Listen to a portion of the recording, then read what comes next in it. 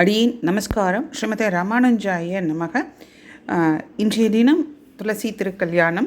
இன்றைய தினம் நாம் ஸ்ரீ துளசியோட சோஸ்திரத்தை பார்க்கலாம். துளசி சோஸ்திரம். ஸ்ரீமத் துளசி அம்மா திருவே கல்யாணி அம்மா, வெள்ளிக்கிழமை தன்னல் விளக்குகின்ற மாதாவே, செவ்வாய்க்கிழமை தன்னல் செழிக்க வந்த செந்திருவே, தாயாரே உந்தன் தாழினையில் நான் பணிந்தேன். பச்சை பசுமையுள்ள துளசி நமஸ்தே, பரிமளிக்கும் மூலக்கொழுந்தே நமஸ்தே, அற்ப பிறப்பை தவிர்ப்பாய் நமஸ்தே, அஷ்ட ஐஸ்வர்யம் தருவாய் நமஸ்தே, ஹரி உடைய தேவி அழகி நமஸ்தே, அமைந்தார்க்கு இன்பம் அளிப்பாய் நமஸ்தே, வனமாலை என்னும் மருவே நமஸ்தே, வைகுண்டவாசியுடன் மகிழ்வாய் நமஸ்தே.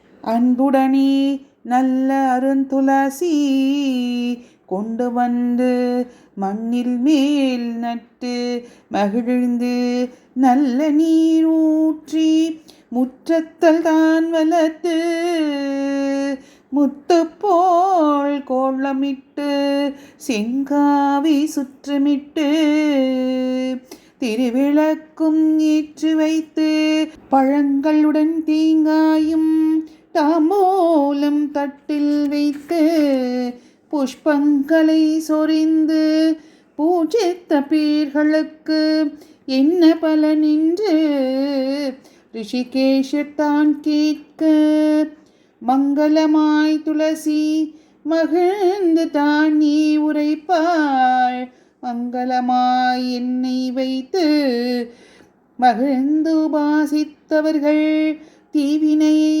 போக்கி சிறந்த பலன் நான் அளிப்பேன், அருமினியை நீக்கி அஷ்ட ஐஸ்வர்யம் நான் அளிப்பேன், தரித்திரத்தை நீக்கி செல்வத்தை நான் கொடுப்பேன், புத்திரன் இல்லாதவருக்கு புத்திர பாக்கியம் நான் அளிப்பேன், கன்னிகைகள் பூஜை செய்தால் நல்ல கணவரை கூட்டுவிப்பேன், கிரகஸ்தர்கள் பூஜை செய்தால் கீர்த்தியுடன் வாழ வைப்பேன், பக்தர்கள் பூஜை செய்தால் மோட்சபதம் நான் கொடுப்பேன், கோடிக்காராம் பசுவை கன்றுடனே கொண்டு வந்து கொம்புக்கு பொன்னமைத்து குழம்புக்கு வெள்ளி கட்டி கங்கை கரைதனிலே கிரகண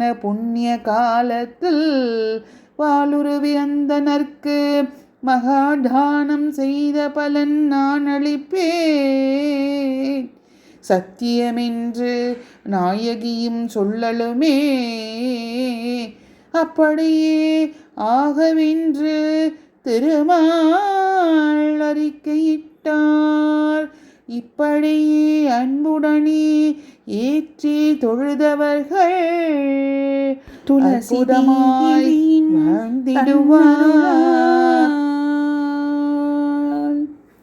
தாயே ஜெகன்மாதா, அடியாள் செய்கின்ற பூஜையை ஏற்றுக்கொண்டு அடியாள் செய்த சகல பாபங்களையும் மன்னித்து காத்து ரட்சித்து கோரும் வரங்களை கொடுத்து அனுகிரகம் செய்ய வேண்டும். துளசி மாதாவே சரணம் சரணம். நம சுலக்ஷி நமோ மோட்சப்பிரதே தேவி. நம சம்பிரதாயிக்கே. நமஸ்காரம்.